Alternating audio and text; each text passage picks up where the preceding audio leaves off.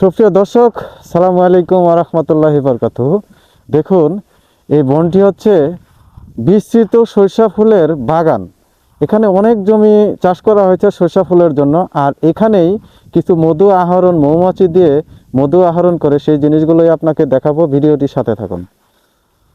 তো দেখতে পাচ্ছেন সামনে যে সারিবদ্ধ বাক্সগুলা রেখেছে, সেই বাক্সগুলাই মূলত মৌমাছিকে এখানে ছেড়ে দেওয়া হয়। মৌমাছি আপনার প্রতিটি বাক্সের ভিতরে কতগুলি মৌমাছি ছেড়ে দেওয়া হয়েছে সেটা জানি না, তবে বনের এক সাইড দিয়ে আপনার এখানে সারি বাক্সগুলা রাখা হয়েছে। সেখান থেকে আপনার মাছিগুলা দেখতে পাচ্ছেন উড়ছে এবং তার বাসস্থানে যাচ্ছে। বন থেকে মধু সংগ্রহ করে এই বাক্সের ভিতরে রেখে দেয়। তিল তিল করে গড়া মধু, সেই মধুগুলোকেই আপনার এক সময় অনেক মধুতে রূপান্তরিত হয়। দেখুন, এই পাশে যদি আপনাদেরকে দেখাই, অনেকগুলি বাক্স। এই বাক্সগুলি মূলত মধু সংগ্রহ করে থাকে। এটা হচ্ছে পুরা সরিষা ক্ষেতের একটি অভয়ারণ্য বলতে পারেন।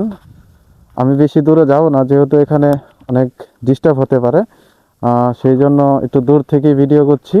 দেখুন, মূলত এই বাক্সগুলি সারি করে রাখা হয়েছে যাতে মৌমাছি সুন্দরভাবে, স্বাচ্ছন্দ্যবোধভাবে মৌমাছিগুলো মধু আহরণ করে এই বাক্সের ভিতরে আহরণ করে জমিয়ে রাখতে পারে। সেই জন্য এই বাক্সগুলি সারি করে রাখা হয়েছে। দেখুন,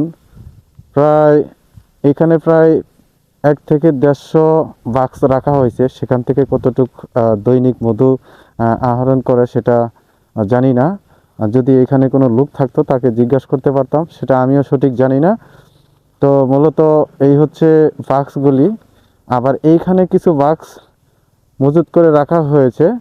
সেই বাক্সগুলি হয়তো এখন বিস্তৃত করা হয়নি। মূলত জানি না কিসের কারণে এগুলা মজুত করা হয়েছে। দেখা গেছে এই এটা বন বলে, এটার ওই প্রান্তে যদি আপনার কিছু রাখে, সেটার জন্য হয়তো মজুত করে রাখা হয়েছে।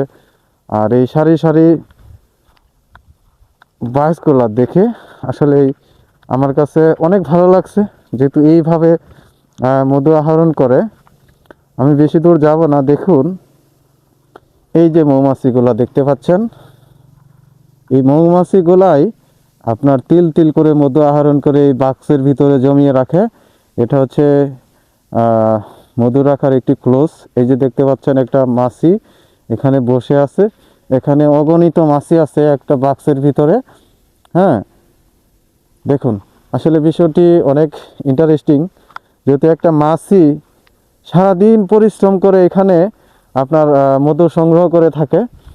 এটা বিষয়টা আসলে ভাবতে গেলে অনেক কিছু। তো ভিডিওটি এই পর্যন্তই। ভালো থাকবেন সব সময়। ধন্যবাদ সবাইকে। মধু ফুলের বন থেকে